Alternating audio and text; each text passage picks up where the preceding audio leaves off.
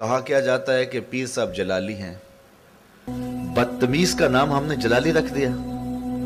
تو یہ عجیب کہانی ہے۔ تصوف تو اخلاق عالیہ کا نام ہے، اور یہ جو نذرانے کا تصور ہے ہمارے ہاں طریقت میں، اس کا یہ قطعاً مفہوم نہیں ہے جو اس وقت موجودہ پیرانے کرام کہہ لیں یا کرائم کہہ لیں انہوں نے رکھا ہوا ہے۔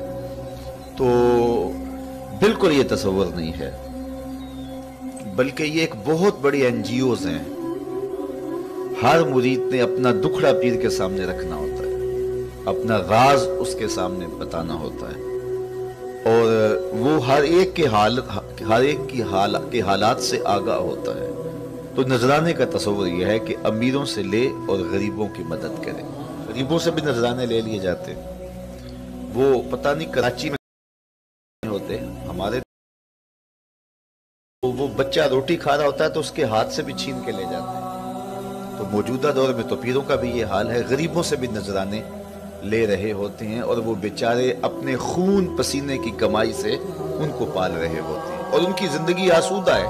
ان کا وہ نذرانہ جو ہے وہ ایسے ہی ضائع ہو جاتا ہے۔ یہ نہیں ہے کہ ان کو بڑی ضرورت ہوتی ہے پیران، وہ ایک بے عمل نعت خان پہ ایسے لٹ جاتا ہے، ایک سوٹ میں پھینک دیتے ہیں، اور وہ بیچارہ 10 دہاڑیوں کی کمائی پیر کو دے رہا ہے، اور پیر ایسے پھینک دیتا ہے، بس ختم۔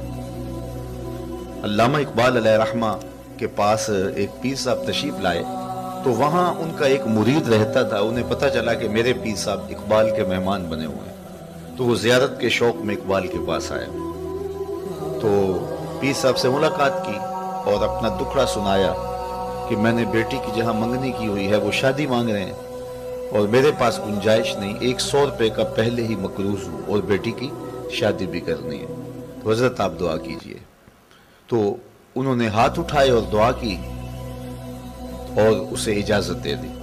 اس نے جیب میں ہاتھ ڈالا اور 10 روپے کا نوٹ نکالا، اس کو اس نے لپیٹا ہوا تھا، اور اس کو نکال کر کے نظر پیش کی۔ پیر صاحب نے اس نذرانہ کو قبول کر لیا اور جیب میں ڈال لیا۔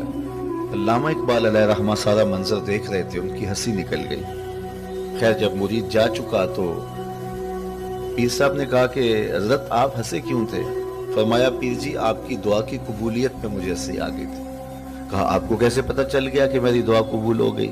کہا جب آپ نے دعا نہیں کی تھی تو وہ 100 روپے کا مقروض تھا، اور جب دعا کر دی تو وہ 110 کا مقروض ہو گیا۔ رانا نہیں سود ہے پیران حرم کا۔ ایک تو مریدوں کی دعا ہے نا کہ پیر صاحب کی زیارت ہو جائے، اور ایک پیر صاحب کی دعا ہے الہی مجھے 200-400 مریدوں کا پیر بنا دے، اور ان کی دن بھر کی کمائی سے میری جاگیر بنا دے۔ سارا دن کمائی اور جو ہے وہ شام کو پیر صاحب کو نذرانہ دے جائیں۔ لیکن جو غریبوں سے بھی نذرانے بٹور رہا ہے اور ان کی غربت کا بھی خیال نہیں رکھ رہا، مرگ پہ جاتا ہے تو وہاں سے بھی نذرانہ لیتا ہے، تو پھر اس کو کس نے حق دیا ہے کہ اس کو پیر کہا جائے؟ یہ اس طرح کا ایک طبقہ موجود ہے، یہ ملنگوں کا، یہ چرسیوں کا، اور یہ بھنگیوں وغیرہ کا، یا جس طرح کے لوگ ہمارے سامنے عامل جگہ جگہ بیٹھے کہتا بالکل 2 نمبر نہیں ہے، یہ تو 420 نمبر ہیں۔ اور ایسے لوگوں کے ہاتھوں وہ لٹتے ہیں جو جہلا ہیں اور جو شعور سے عاری لوگ ہیں۔ ان لوگوں کے پاس جانے والے وہ اپنے سطحی مفاد کے لیے انتہائی اجڑ اور انتہائی جاہل لوگ ہوتے ہیں۔ میں نہیں سمجھتا کہ ان کو 2 نمبر کہا جائے، یہ 420 نمبر ہیں، اور ان کے پاس جانے والے بھی اسی طرح کے لوگ ہیں، لیکن وہ سر سے لے کر پاؤں تک کاروباری ہیں، اور وہ اپنے اس نام کو، اپنے بزرگوں کے نام کو کیش کرواتے ہیں، اور وہ خانقاہی نظام کو ایک کاروبار کی صورت کے اندر رکھے ہوئے ہیں، اور ان کا مقصد حصول زر ہے۔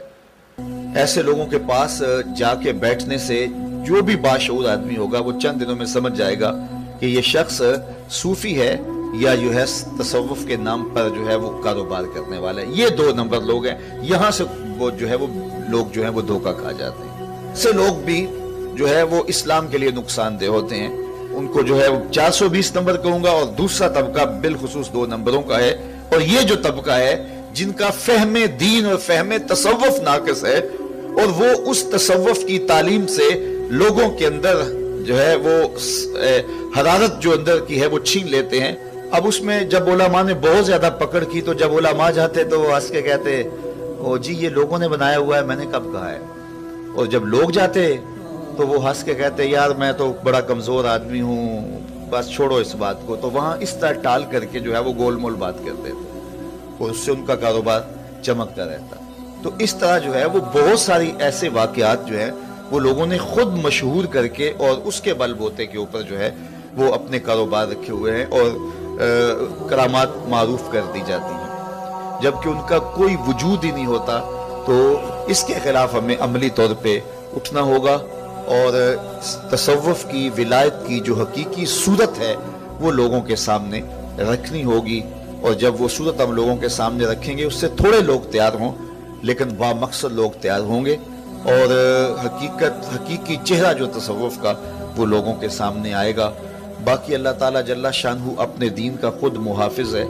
موجودہ صورت میں اگر ہم نے اپنا کوئی کردار ادا نہ کیا اور اس طرح کے بابے ملنگ اور اس طرح کے 2 نمبر لوگ پنپتے رہے، پرورش پاتے رہے اور معاشرے کے اوپر مؤثر رہے، اور ان کے پاس چونکہ ذرائع ابلاغ بھی اب ہر ایک کو، یہ سوشل میڈیا جب سے آیا ہے تو اب ہر ایک کی پہنچ میں ذرائع ابلاغ بھی آ گئے، تو جو بھی جس طرح چاہے اپنی تشہیر کر سکتا ہے، تو ہم بھی اس پہ خاموشی اگر طاری رکھی تو پھر جو ہو رہا ہے وہ تو ہم سب کے سامنے ہی ہے۔